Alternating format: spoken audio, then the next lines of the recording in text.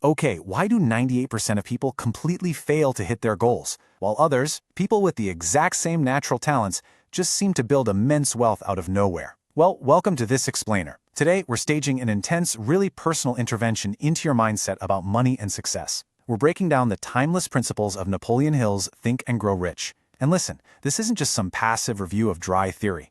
We're talking about a practical, dynamic guide to completely reprogramming how you approach your ambitions. I'm going to be speaking directly to you, challenging you to look at your life a little differently. So get ready. It's a thrilling, maybe even slightly uncomfortable question, isn't it? But the source material makes it abundantly clear. Wealth, or the absolute lack of it, begins strictly in your mind. There are these invisible currents at play that separate the truly wealthy from everyone else, and today we're going to learn exactly how to navigate them. Let's jump right into Section 1, Desire, which is the absolute beginning of the path to wealth. To start off, we have to establish that true desire isn't just a passing wish, right? It's not some vague hope that things will magically get better. It's literally a magnetized state of being. Just notice the two opposing currents of life here. The flow to poverty, it needs absolutely no helpers. It requires zero planning. Poverty is bold, it's ruthless, and honestly, it just happens automatically if you let negative thoughts and inaction take over. But the flow to wealth? Well, wealth is shy. It has to be deliberately, almost aggressively seduced. It requires a highly competitive plan, and you have to constantly fuel it with positive emotions. You basically have to force yourself into that upward current. Think about the incredible story of Edwin Barnes. Picture this. He stands in front of the great inventor Thomas Edison, looking literally like a tramp off the street, but his thought process was that of a king. He didn't just want a job. He wanted to work with Edison, not for him. The guy had no money, no connections, not even the train fare to get there, but he eliminated all paths of retreat. He made it his definite purpose, and guess what? Eventually, he became Edison's business partner. That is the magnetic power of absolute burning desire in action. That brings us to Section 2, the main enemies, fear and failure. I want you to mentally look in the mirror right now and face the invisible villains paralyzing your potential.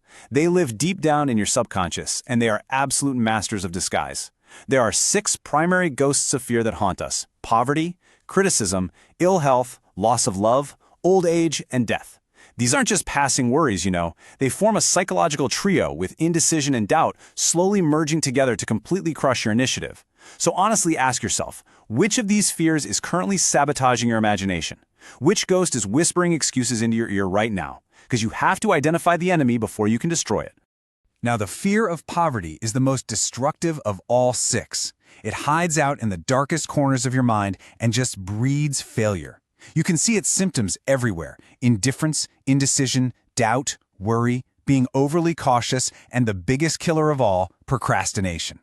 If you're constantly sitting around waiting for the perfect moment to act, well, you're infected by the fear of poverty.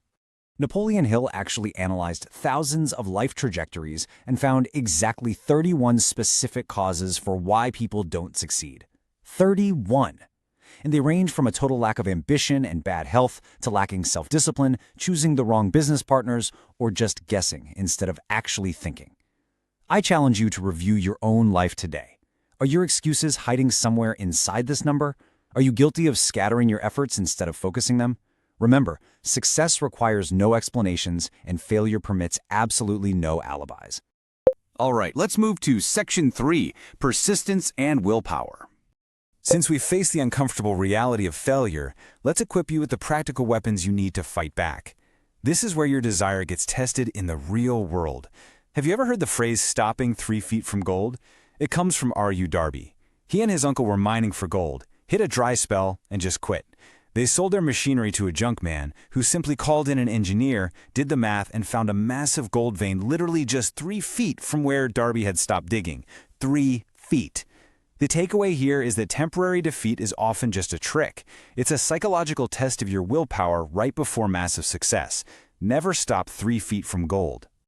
To actually fight back against that temporary defeat, you need a highly actionable framework. So here's the playbook. 4 specific steps to develop unbreakable persistence. Step 1, you need a definite purpose backed by a burning desire. Step 2, a definite plan expressed in continuous action. You got to keep moving. Step 3, keep your mind strictly closed to all negative influences. And yeah, that includes well-meaning relatives and friends. And step 4, form a friendly alliance with others who will actively encourage you. This whole framework requires no special education at all, just sheer, unadulterated willpower.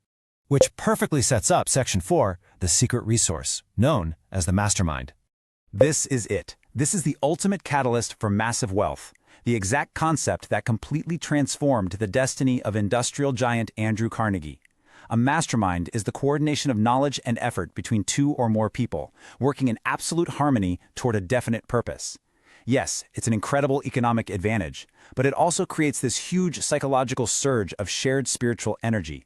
It forms an invisible third mind that is infinitely more powerful than the simple sum of its individual parts. Just consider the massive acceleration this provides. 10 years. That's all it took for Henry Ford to go from a poor, uneducated guy to incredibly, world-changingly wealthy. Just a single decade. How did he pull that off? By aligning his mind with absolute geniuses like Thomas Edison and Harvey Firestone. He absorbed their persistence, their real-world experience, and their immense knowledge. The secret is, you don't need to know everything yourself if you can build a mastermind group that does. Now we reach Section 5, self-analysis, which is your personal action plan. This brings us to the real climax of our explainer. It is time to take absolute responsibility for your future through ruthless self-evaluation. You just cannot effectively sell your services or achieve greatness if you don't intimately know your own weaknesses and strengths. You have to ask yourself some really harsh, intimate questions every single year. Did I actually reach my goal? Was my service of the highest possible quality? Was I persistent, or did I just quit at the first sign of trouble? Did I let fear dictate my actions? You basically have to be your own judge, jury, and executioner here. Measuring your actual tangible progress against your excuses is literally the only way to ensure you're moving forward, rather than just treading water. And hey, consider the environment we operate in. The source material reminds us of the immense power of capital. Capital isn't some villain. It's the highly organized engine that provides our shelter, our food, technology, and transportation. But most importantly, the capitalist system guarantees you the freedom to choose your profession.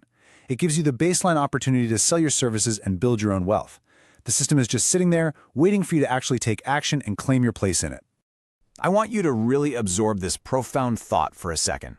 Happiness is not the state of possessing, but the act of acquiring.